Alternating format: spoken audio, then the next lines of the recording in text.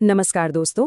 आज के इस खास विश्लेषण में हम एक ऐसी घटना की गहराई में जाने वाले हैं जो बाहर से देखने में तो एकदम टिपिकल बैंक डकैती लगती है, लेकिन असल में ये एक बेहद चतुर मास्टरमाइंड और एक खामियों से भरी पुलिस फोर्स के बीच खेला गया एक हाई स्टेक्स रणनीतिक शतरंज का खेल था। हम बात कर रहे हैं योर बैंक की उस मेन ब्रांच की, जिसकी घटना ने पूरे देश को हिलाकर रख दिया था। ये कोई आम चोरी नहीं थी, बल्कि एक ऐसी बिसात थी जहां हर एक चाल पहले से सोची जा चुकी थी। तो चलिए इस चूहे बिल्ली के खेल को टुकड़ों में बांटते हैं और देखते हैं कि कैसे पुलिस कमिश्नर और उनके अधिकारियों की भयानक रणनीतिक गलतियों ने इस पूरे मामले को पलट कर रख दिया।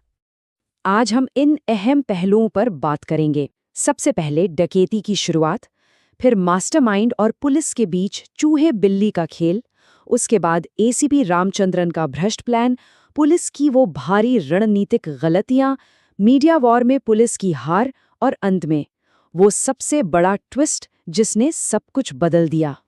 तो चलिए पहले हिस्से से शुरू करते हैं, योर बैंक में हमले की शुरुआत। सुबह का समय है। 6 हथियारबंद लोग बैंक के अंदर घुसते हैं। अंदर से एक एसओएस मैसेज सीधा पुलिस कंट्रोल रूम तक पहुंचता है और तुरंत बैंक का लॉकडाउन हो जाता है। लेकिन यहाँ एक बहुत ही दिलचस्प बात है। आमतौर पर डकैती में क्या होता है? चीख पुकार, डराना धमकाना, राइट? लेकिन डार्क डेविल की इस टीम ने बंधकों को कंट्रोल करने के लिए 4 अजीबोगरीब कस्में खिलाईं। जरा सुनिए। पहली कसम, कोई हीरो नहीं बनेगा। दूसरी कसम, चोरों को पूरा कॉपरेट करना है। तीसरी कसम, अगर गाली देनी है तो मन में दो। और चौथी कसम, अपने ससुराल वालों को तब फोन करना जब हम यहाँ से निकल जाएं।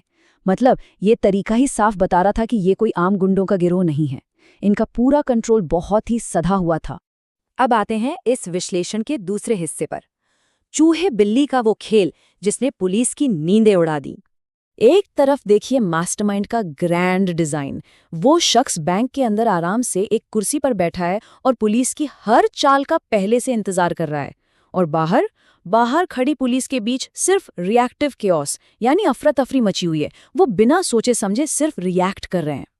मास्टरमाइंड ने वरिष्ठ अधिकारियों का अहंकार तोड़ने के लिए क्या किया पता है? उसने एक बहुत ही मामूली से पुलिस वाले को अपना इन्वेस्टिगेटिंग ऑफिसर चुन लिया। ये साफ तौर पर पुलिस के मनोबल पर एक बहुत बड़ी चोट थी। और यहीं से कहानी में एंट्री होती है तीसरे हिस्से की, एसीपी रामचंद्रन की वो भ्रष्ट साजिश। अगर आपको लगता है कि एसीपी रामचंद्रन यहाँ कोई हीरो थे, तो सच जानकर आप हैरान रह जाएंगे। असल में रामचंद्रन ने बैंक के ही एक एग्जीक्यूटिव सैम के साथ मिलकर एक खौफनाक साजिश रची थी। उनका प्लान बहुत सीधा था। राधे नाम के एक लोकल गुंडे की गैंग को बैंक में घुसाओ, 500 करोड़ रुपए की चोरी करवाओ और जब वो गैंग पैसे लेकर बाहर निकले तो एक फर्जी एनकाउंटर करके उन्हें मार गिराओ। इसके बाद वो सारे लूटे हुए पैसे पुलिस और सैम के बीच बंट जाते। लेकिन डार्क डेविल के मास्टरमाइंड ने उनके इस पूरे प्लान की धज्जियां उड़ा दी। रामचंद्रन जो बाहर खड़े होकर इतना घबरा रहे थे ना, वो बंधकों की जान के लिए नहीं, बल्कि अपने उन 500 करोड़ रुपए के डूबने के डर से घबरा रहे थे। अब बात करते हैं चौथे हिस्से की, यानी उन रणनीतिक गलतियों की जिन्होंने पुलिस को बैकफुट पर ला दिया। पुलिस और इस मास्टरमाइंड के बीच की इस गतिशीलता को समझना बहुत जरूरी है। पुलिस जो भी आक्रामक कदम उठाती, मास्टरमाइंड उसे उन्हीं पर पलट देता। पुलिस ने स्नाइपर्स तैनात किए तो मास्टरमाइंड ने बंधकों को बम जैकेट पहना दिए। पुलिस ने बैंक का इंटरनेट और कम्युनिकेशन काट दिया तो उसने एक भ्रष्ट पुलिस वाले के जरिए एक टीवी रिपोर्टर को ही अंदर बुलवा लिया और सीधे नेशनल टीवी पर लाइव ब्रॉडकास्ट शुरू कर दिया। मतलब पुलिस की हर चाल मास्टरमाइंड की ताकत बनती जा रही थी। पुलिस की सबसे भयानक गलतियों में से एक था उनका स्नाइपर ऑपरेशन। एसीपी रामचंद्रन ने बड़ी चालाकी से बातचीत का नाटक किया और स्नाइपर्स को आदेश दिया कि जैसे ही गैंग का लीडर फोन उठाने आए, उसका सिर उड़ा देना। लेकिन मास्टरमाइंड को इस जाल की भनक पहले ही लग चुकी थी। उसने फोन उठाया ही नहीं। और इस लापरवाही का नतीजा क्या हुआ? मास्टरमाइंड ने गुस्से में आकर बंदूकों को बम पहना दिए। रामचंद्रन के इस एक बेवकूफ़ी भरे फैसले ने न सिर्फ पुलिस की साख मिट्टी में मिला दी, बल्कि अंदर मौजूद बेगुनाहों की जान को सीधा खतरे में डाल दिया। पांचवां हिस्सा, कैसे पुलिस मीडिया के सामने अपनी लड़ाई हारती चली गई। शुरुआत में मीडिया को लगा कि ये सिर्फ एक आम चोरी है, लेकिन फिर मास्टरमाइंड ने वॉइस चेंजर का इस्तेमाल करके पुलिस को लाइव चिढ़ाना शुरू कर दिया। देखते ही देखते इंटरनेट पर पुलिस कमिश्नर का मजाक उड़ाने वाले मीम्स की बाढ़ आ गई। हालात इतने खराब हो गए कि कमिश्नर को खुद टीवी पर आकर लोगों से अपील करनी पड़ी कि भाई, बैंक लूटना देश की इकोनॉमी पर हमला है, इन मीम्स पर हंसना बंद कीजिए। लेकिन तब तक बहुत देर हो चुकी थी। लाइव ब्रॉडकास्ट शुरू हो गया था और पुलिस पूरे देश के सामने एक तमाशा बन चुकी थी। You have been hit by a smooth criminal. जरा सोचिए, मास्टरमाइंड ने माइकल जैक्सन के वॉइस चेंजर का इस्तेमाल करके ठीक यही डायलॉग पुलिस को सुनाया। ये कोई फिल्मी सीन नहीं चल रहा था, ये पुलिस के अहंकार पर एक सीधा तमाचा था। इस एक वाक्य ने कमिश्नर की पूरी अथॉरिटी को जनता के सामने एकदम खोखला साबित कर दिया।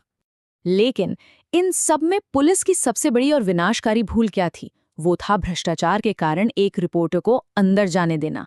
इंस्पेक्टर राजेश ने महज 1 लाख रुपए की रिश्वत ली और एक टीवी रिपोर्टर और उसके कैमरामैन को क्राइम सीन के बिल्कुल अंदर भेज दिया।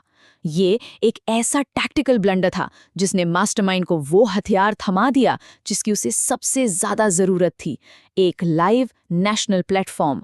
अब वो बैंक के अंदर से जो भी बोलने वाला था उसे पूरा देश बिना किसी फिल्टर के सुनने वाला था। और अब आते हैं छठे और आखिरी हिस्से पर, इस पूरी कहानी का सबसे बड़ा ट्विस्ट। पूरे देश को लग रहा था कि बैंक के वॉल्ट में रखे 500 करोड़ रुपए लूटे जा रहे हैं, लेकिन सच तो ये था कि मास्टरमाइंड का लक्ष्य वो कैश कभी था ही नहीं। वो तो वहां एक बहुत ही खौफनाक सच को दुनिया के सामने लाने आया था, एक ऐसा सच जिससे बैंक के सबसे बड़े अधिकारी हमेशा के लिए दफना देना चाहते थे। स्क्रीन पर दिख रहे इस नंबर को ध्यान से देखिए, 25,000 करोड़ रुपए। ये कोई छोटी मोटी रकम नहीं है, ये वो पैसा है जो बैंक के चेयरमैन ने एक म्यूचुअल फंड घोटाले के जरिए गायब कर दिया था। इस एक घोटाले ने लगभग 5 लाख मासूम ग्राहकों को पूरी तरह से सड़क पर ला दिया था। लोगों की जीवन भर की गाड़ी कमाई डूब गई थी, कई लोग आत्महत्या करने पर मजबूर हो गए थे। डकैती का ये पूरा का पूरा नाटक सिर्फ और सिर्फ इसी 25,000 करोड़ के सच को नेशनल टीवी पर उजागर करने के लिए रचा गया था। अब जाकर असली साजिश के तार जुड़ते हैं। बैंक के चेयरमैन ने पिछले कुछ समय में 18 गुप्त यात्राएं करके ये 25,000 करोड़ रुपए पहले ही बैंक से बाहर निकाल लिए थे। अब इस गायब हुए पैसे का इल्जाम किसी और के सिर मरने के लिए चेयरमैन ने खुद अपने ही बैंक में इस डकैती का प्लान बनाया था। उसका इरादा क्या था? वो 2 टन RDX का इस्तेमाल करके पूरे बैंक, सारे बंधकों और डकैतों को एक ही झटके में उड़ा देना चाहता था। ना कोई गवाह बचता, ना सबूत, और सारा पैसा डकैतों के नाम पर दर्ज हो जाता।